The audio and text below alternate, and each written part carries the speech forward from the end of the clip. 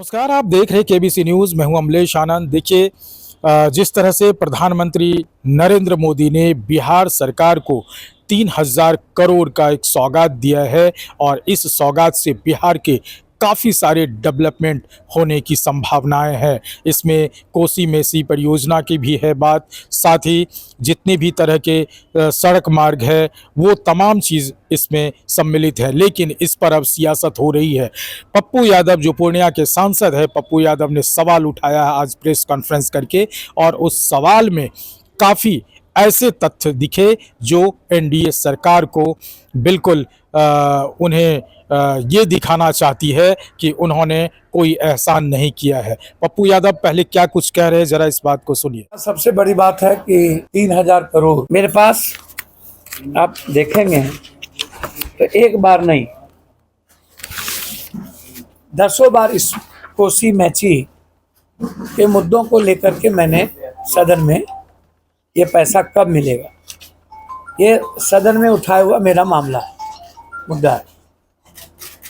मैं हर कीमत पर महानंदा बेसिन बांध को लेकर के मैंने कहा है कि अविलंब आप रोकिए किसी भी कीमत, अन्यथा 10 लाख किसान परिवार बर्बाद हो जाएगा।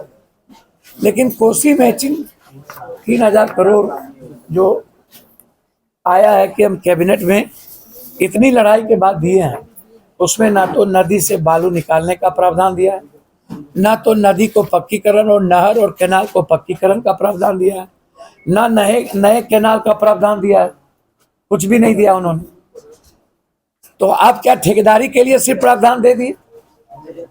आप जरा हमको बताएं। और उसके बाद हमारे मंत्री जी लोग जो सीनियर मंत्री है वो बयान देना शुरू कर दिए। अरे आप कभी लोकसभा का मुंह नहीं देखे, आपको अता पता कुछ है नहीं।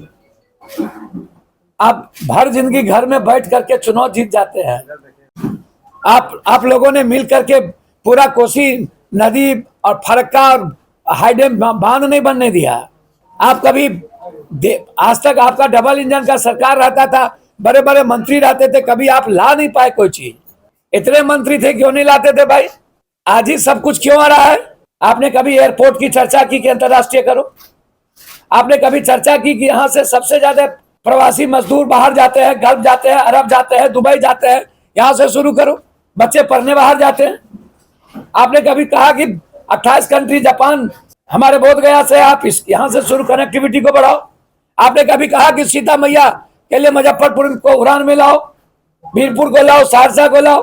कुछ नहीं। मुजफ्फरपुर सीन से, भागलपुर सीन से गायब। आप कभी मेट्रो सिटी के लिए नहीं लड़ते हो, आप कभी स्मार्ट सिटी के लिए नहीं लड़ते हो। आ तो रहे आज हमारे सबसे मजबूत कदावर नेता एनडीए के, उससे कदावर नेता तो है नहीं। आज वो लकीर लिख के जाएंगे कि कितना बड़ा नफरत पैदा करके हम लोग को चुनाव लड़ना है। तो भैया नफरत से अच्छा है विशेष राज दे दीजिए, विशेष पैकेज दे दीजिए। इससे अच्छा तो कुछ नहीं हो सकता। आप दे दीजिए, आपको चुनाव वैसे ही जिता देगा बिहार की जनता। आप दे दीजिए विशेष राज, मैं सच कहता हूं कि वैसे ही जनता जिता देगी। दे दीजिए बंद पर फैक्ट्रियों। मेरा डिमांड है, हम आपको दिल की गहराइयों से धन्यवाद देंगे। बिहार के 13 करोड़ लोगों के सवाल पर कोई राजनीति हम नहीं करेंगे। तीसरी चीज, चंद्रबाबू नायडू जी ने फैसला लिया है वक्फ को लेकर।